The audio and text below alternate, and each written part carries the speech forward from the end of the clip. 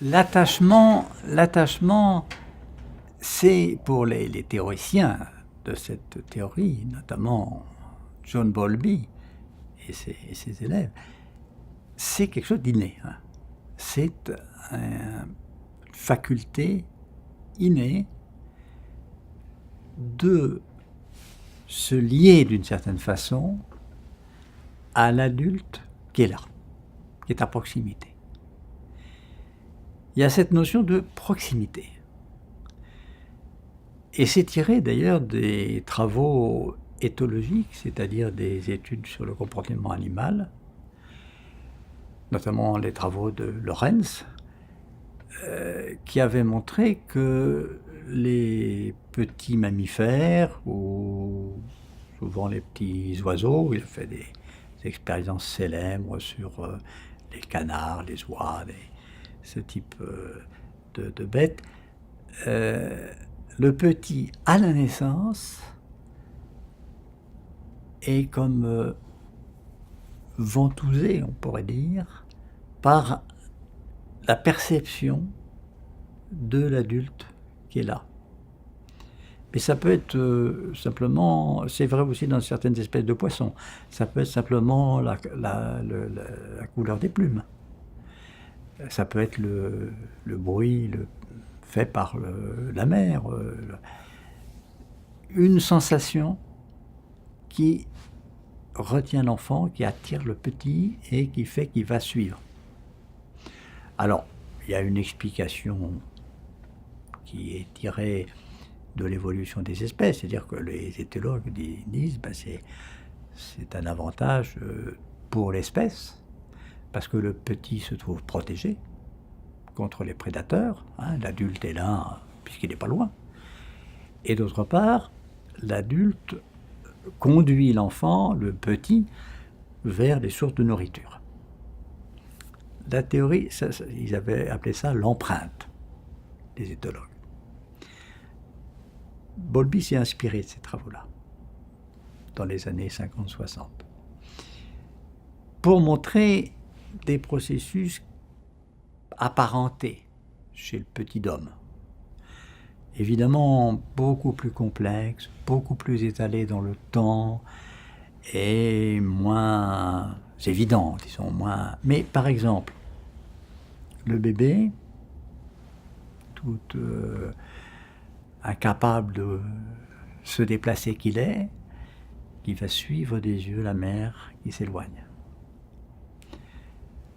Le bébé, qui quand la mère est partie loin, va se mettre à piailler, à crier, à pleurer, ce qui fait revenir la mère.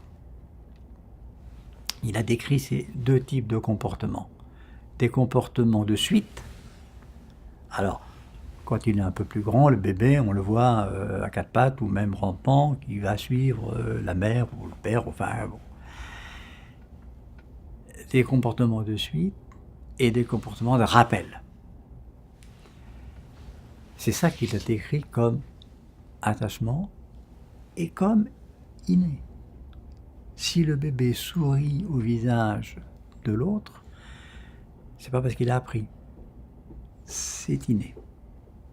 Mais ça a une fonction. Ça retient l'autre. Vous voyez un bébé vous sourire jusqu'aux oreilles, vous êtes scotché. Alors, est-ce que ça a les mêmes fonctions que chez l'animal ? Peut-être plus. Comme souvent d'ailleurs, hein, les choses héritées comme ça des espèces, dans l'évolution des espèces, prennent un autre sens. C'est-à-dire que les prédateurs, il n'y en a même pas très souvent, et la source de nourriture, de toute façon, on viendra nourrir le bébé. Hein.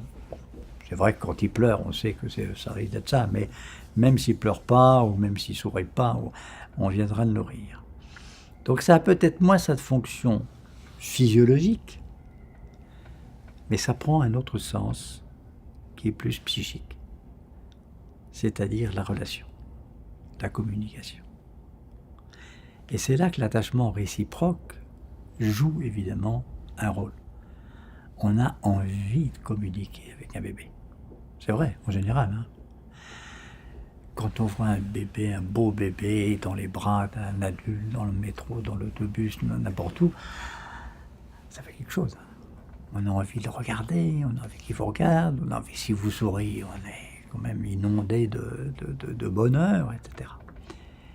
Il y a quelque chose qui fait d'ailleurs, qui est un peu interspécifique, hein, d'une espèce à l'autre, ça se retrouve, qui fait qu'on aime bien les petits animaux, notamment les petits mammifères. Ce que Lorenz avait appelé le spectre du mignon. C'est mignon.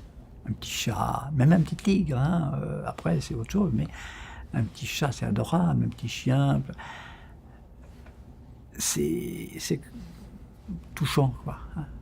On s'attache à ce petit qui vous attache. Alors il est probable que c'est le sens que ça a pris dans l'espèce humaine, de favoriser la relation, de favoriser la communication, de favoriser l'empathie.